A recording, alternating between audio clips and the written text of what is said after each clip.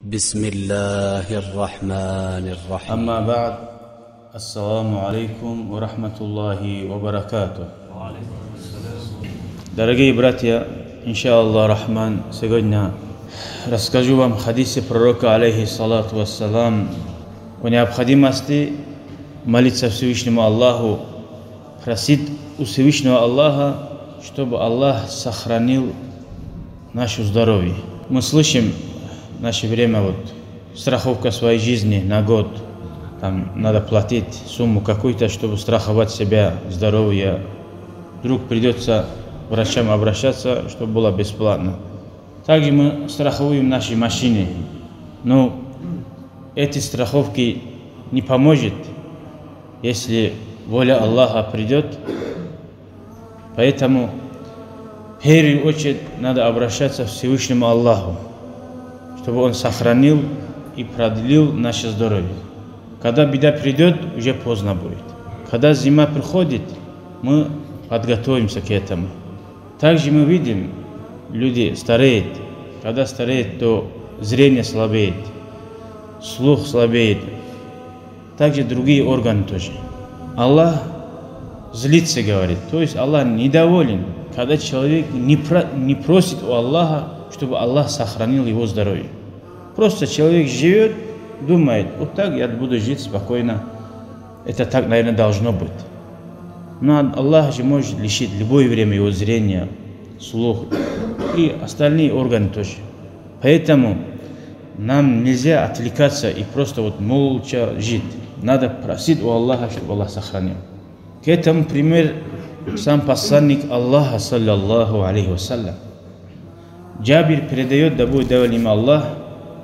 Я слышал, говорит, что пророк, саллаллаху алейхи вассалям, говорил, обращаясь к Аллаху: Аллахумма аслих ли сам'и ва басари.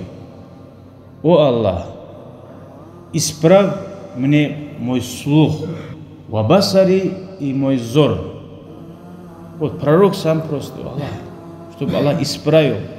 Еще дополнительный: вадж'альхумал варисайни минни. О Аллах, сделай их, то есть зор и слух, чтобы они были после меня наследниками.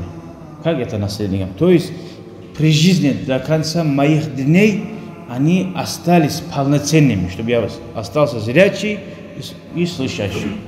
Это важный момент. Вансурни аля ман заламани. О Аллах, помоги мне над тем человеком, который меня притесняет. Мы же сказали, дуа, кто тебя притесняет. Помоги. Но каким способом Аллах поможет, это Аллаху виднее. Но ты просишь Аллах, уповайся: о Аллах, помоги. Если ты не просишь о помощи, скорая помощь сама же по себе не приходит, если не позвонит. Аллах тоже злится, когда недоволен, когда его не просит. Поэтому помоги, кто меня притесняет над ними. Ва арини минху са'ри. И покажи, говорит, Аллаха просит пророк, покажи мне, как ты его наказал, этого притеснителя. Может, Аллах Та'ала наказал его, но ты не видел. И твоя душа неспокойна, потому что ты не видел, как его Аллах наказал. И ты начинаешь духом падать. Ты думаешь, я, наверное, настолько плохой человек, что Аллах меня бросил. И тогда у тебя мысли и надежды от Аллаха уходит. И шайтан этим моментом владеет. И он тебя портит еще хуже и хуже. Ты становишься и хуже. А когда ты видишь, помощь от Аллаха пришел, и Аллах тебя защитил, и на твой дуа ответил, и тебе показал, как он ответил, как Аллах этого человека наказал. Видишь, пророк просит у Аллаха: покажи мне, как ты его наказал, этого человека. Конечно, мы призываем прощать, друг друга любить, но в жизни необходимо некоторых моментов, чтобы наказать таких людей, чтобы другие очнулись, опомнились, что так людей притеснять нельзя, ущемлять нельзя, чтобы для них, остальных, чтобы это урок было.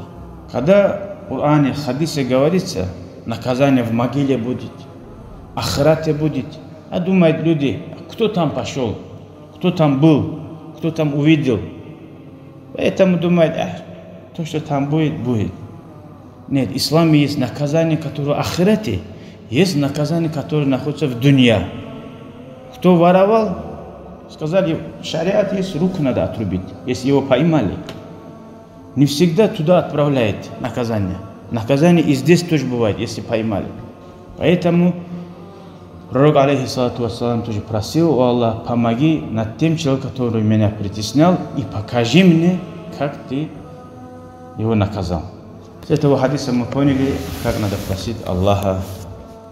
Альхамдулиллахи.